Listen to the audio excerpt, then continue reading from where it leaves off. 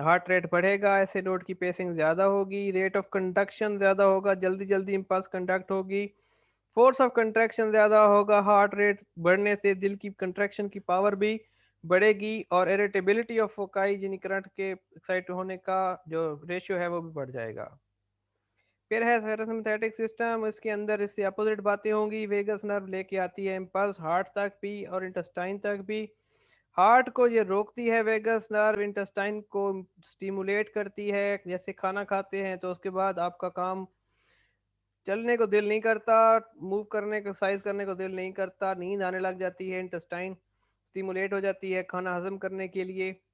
Heart जो है inhibit होता है तो मसल्स को ब्लड सप्लाई नहीं जा रही होती, ज़्यादा चलने को दिल नहीं करता, काम करने को एक्टिविटी वाला काम करने को बॉडी तैयार नहीं होती। हार्ट पर वेगस नर्व और पैरासिम्पैथेटिक सिस्टम के क्या इफेक्ट्स हैं? ऐसे नोड के वही जो उससे उलट हैं सिंपैथेटिक सिस्टम से। ऐसे नोड की पेसिंग कम हो गई, कंडक्शन कम हो गई, rate of contraction force of contraction भी कम हो गई और एट्रियल और जंक्शनल फोकाई का जो फंक्शन है उसकी इरिटेबिलिटी है, उसके अंदर की सेंसिटिविटी वो भी कम हो गई।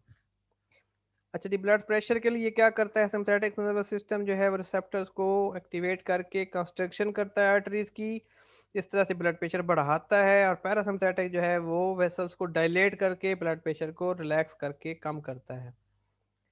एक चीज होती है मर्सीफुल सिंकपी, ये लोग वेगल होती है, लोगों को ब्लड देखा, किसी को इंजेक्शन लगते देखा, किसी को तकलीफ में देखा और वो गिर जाते हैं बेहोश होके। उसमें क्या होता है कि पैरासिम्पैथेटिक रिफ्लेक्स बहुत ज़्यादा होता है, हार्ट के ऊपर प्रेशर पड़ा पैरासिम्पैथेटिक का, जिसने इसको रोकना है वेगस नर्व के थ्रू जाके ऐसे नोड की फायरिंग रोकेगा, तो पैरासिम्पैथेटिक के फंक्शन की वजह से ब्रेडिकार्डिया होगा और साथ ही बॉडी के वेसल्स डायलेट हो रहे होंगे। ये जो अभी पहले बात की है ये डायलेट वाले आर्टरीज की, उधर से हार्ट रेट कम हुआ, इधर से डायलिटेशन हो गई, तो ब्लड सप्लाई दिमाग के सर के बॉडी के ऊपर वाले हिस्से से ब्लड निकल के टांगों में जमा हो जाता है, ब्रेन को ब्लड नहीं मिलता, आदमी बेहोश होकर गिर जाता है। जब गिरता है तो फौरन फौरन उसको बॉडी को ब्लड सर्कुलेट होना शुरू हो जाता है ग्रेविटी की वजह से, तो ब्रेन को ब्लड सप्लाई दोबारा से मेंटेन हो जाती है। थोड़ी देर में आदमी बेहोश से खत्म होके जाग के होश में आ जाता है और वो जो तकलीफ वाला सिर्फ उसको मिल रहा था स्टिमुलस उससे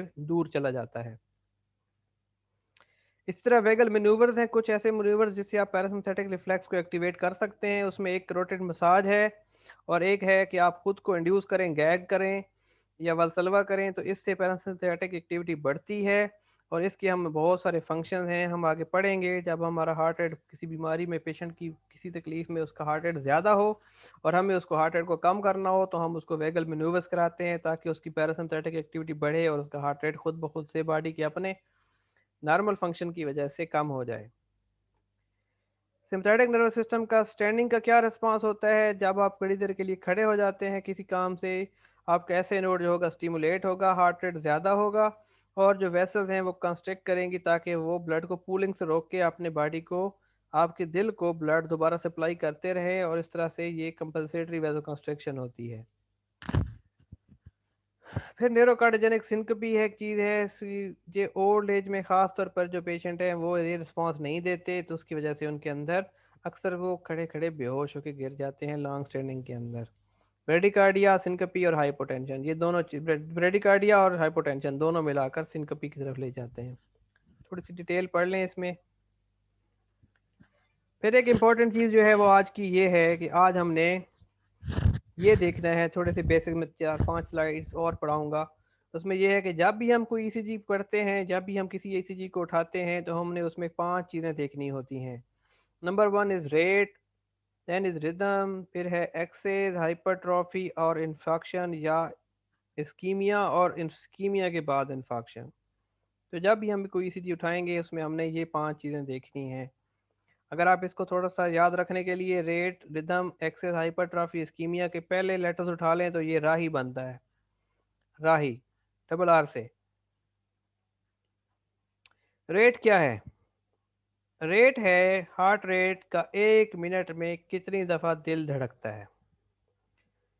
जब हमारे पेशेंट का ऐसे नोड काम कर रहा होता है, जब हमारी बॉडी का ऐसे नोड फंक्शन कर रहा होता है, तो ऐसे नोड की अपनी एक इम्पल्स जनरेट करने की स्पीड की एक लिमिट है, उसकी एक रेंज है, उसका एक नॉर्मल साइनस रिदम है जिसको हम बोलते हैं कि उसका रेट जो है नॉर्मल साइनस रिदम जो है नॉर्मल जो रेट है जो उसकी फायरिंग की स्पीड है वो है 60 से लेकर 100 तक पर मिनट। तो अगर एक पेशेंट की रेट जो है वो 60 से 100 पर मिनट है जैसे कि आम आदमी की, और एवरेज हमारी लोगों की नब्ज आपको पता है बुक्स में पढ़ते रहते हैं 72 दफ़ा दिल धड़क रहा होता है, तो वो रहता है। अब 60 to 100 per minute is the normal range for ऐसे note firing in most of the people.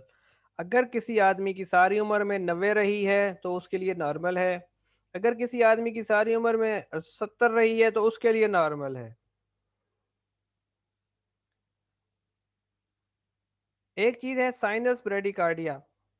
ब्रेडी का मतलब कम, कार्डिया का मतलब रेट, हार्ट रेट, और साइनस, साइनस वर्ड जहां पर भी आएगा हम ये समझेंगे कि पी वेव बन रही है और पिक्चर में नजर आ रही है ईसीजी के ऊपर, और पी वेव बनाने वाला है ऐसे नोड, तो ऐसे नोड से बनता है साइनस साइनो एट्रियल नोड। तो हमने ये वर्ड साइनस